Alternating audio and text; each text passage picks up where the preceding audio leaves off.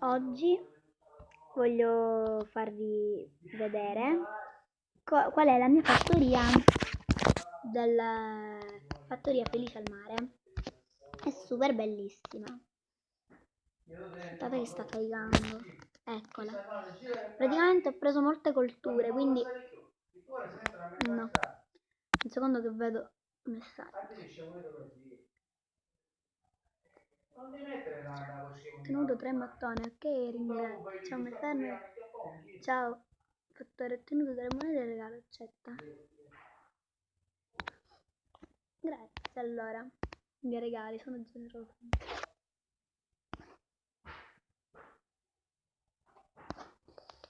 Io invio latte a Silvia, my farm e Maferm.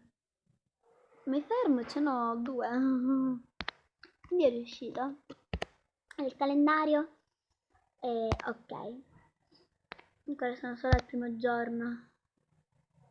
Club VIP, richiedi.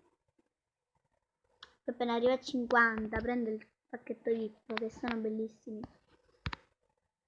Poi c'è questo, il calendario di ogni giorno.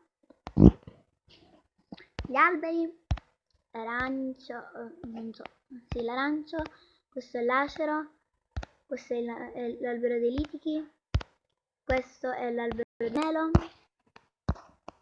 questo è il ciliegio e il melo, ne ho 2 mele. Vorrei, ecco, prendere tutti questi,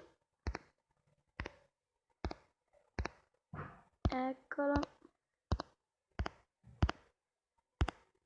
perfetto. Aspetta, ok, perfetto. Prendo le marmellate, riempio da mangiare per le galline nel pollaio, prendo il latte di bufalo, ok. E qua c'è una nuova cosa. Allora, metti 3 latte di bufala nella formaggera. Ok. Iniziamo con il primo. Qual è la formaggera questa? Formaggio, latte di bufala. 1, 2 e 3. E il progresso, il primo l'abbiamo completato. Produci formaggi di bufala. Come sei?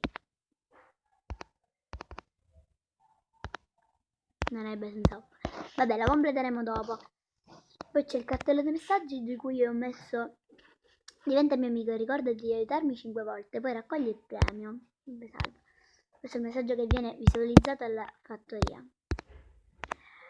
Spero vi sia piaciuto il mio video. Questo è il mio primo video che sto facendo.